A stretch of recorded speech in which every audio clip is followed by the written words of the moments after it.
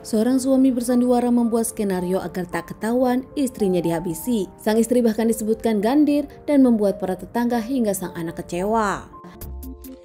Kejadian ini sendiri terjadi di Serdang, Sumatera Utara, tepatnya di tanggal 14 Januari 2024 subuh hari.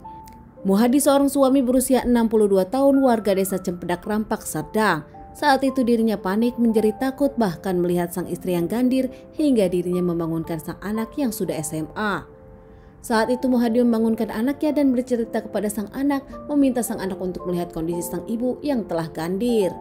Sang anak panik langsung ke kamar sang ibu melihat Ernawati 54 tahun sudah terbaring di kasur tak bernyawa. Sang anak histeris membuat para tetangga bangun dan tak lama para warga pun berdatangan ke rumah Muhadi dan Erna. Bahkan di situ pun para tetangga langsung melaporkan kepada kepala dusun dan lapor polisi. Tak lama pihak kepolisian datang menyelidiki kasus ini dan membawa jasad Wati ke rumah sakit untuk dilakukan otopsi. Menyebutkan Erna tergantung, namun saat polisi datang, ternyata Erna sedang tergeletak di kamar tidurnya. Polisi yang mencurigai ada sesuatu di awal namun tetap menunggu hasil otopsi. Hingga para dokter pun mengungkapkan analisanya. Menurut dokter, luka di leher bukan penyebab bundir, namun penyebab dicekik oleh seseorang. Bahkan usai hasil otopsi, jasad Erna sendiri dikembalikan ke keluarga untuk dilakukan pemakaman. Dengan penuh kehati-hatian, pihak yang berwajib pun tak mau terburu-buru untuk menentukan siapa pelakunya, apalagi pihak yang berwajib masih menyelidiki kasus ini. Diawali dengan cari barang bukti di tempat TKP dan juga hasil otopsi. Meskipun dari awal memang pihak yang berwajib merasa ada yang janggal. Disebutkan dandir, namun ternyata Erna sudah tergeletak di kasur. Bahkan pihak dari polisian pun bertanya siapa yang membaringkan tubuh Erna dan para tetangga. Bahkan sang anak menyebutkan Muhadi sendiri suami dari korban yang membetulkan, bahkan suami dari korban yang menemukan pertama. Setelah yakin dengan bukti-bukti yang ada, bahkan hasil forensik yang ada, pihak yang berwajib pun tak lama mengamankan pelakunya. Pelakunya tak lain adalah suaminya sendiri, suami dari Erna, Muhadi. Tak lama Muhadi pun diamankan pihak yang berwajib dan dimintai keterangan hingga akhirnya Muhadi pun mengakui dirinya pelakunya. Muhadi pun bersandiwara karena dirinya takut oleh sang anak dan juga bingung. Di kantor polisi, Muhadi sendiri akhirnya menjelaskan kronologi kejadiannya.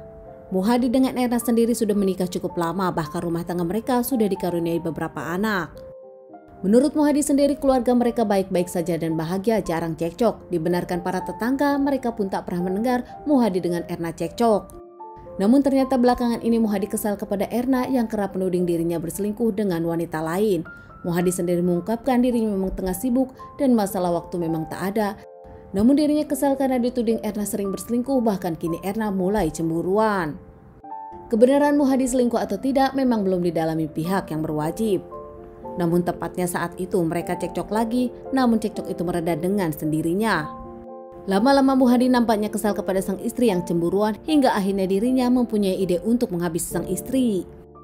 Saat sang istri Erna di kamar mandi, Muhadi pun membawa kabel listrik dan tak lama saat sang istri keluar dari kamar mandi masuk ke kamar, Muhadi pun mencekik sang istri dengan kabel listrik hingga tak bernyawa. Membantingkan sang istri ke kasur dan tak lama sandiwara pun dimulai. Muhadi mengaku kalau sang istri gandir, namun ternyata kenyataannya dihabisi Muhadi sendiri.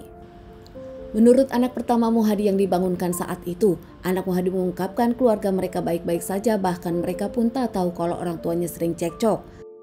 Tak tahu kalau sang ibu cemburu kepada sang ayah yang dicurigai ada wanita lain. Sang anak yang kaget tak tahu apa-apa, dirasa rumah tangga keluarganya baik-baik saja, namun ternyata kini sang ayah menghabisi sang ibu dan sang ibu berpulang untuk selamanya.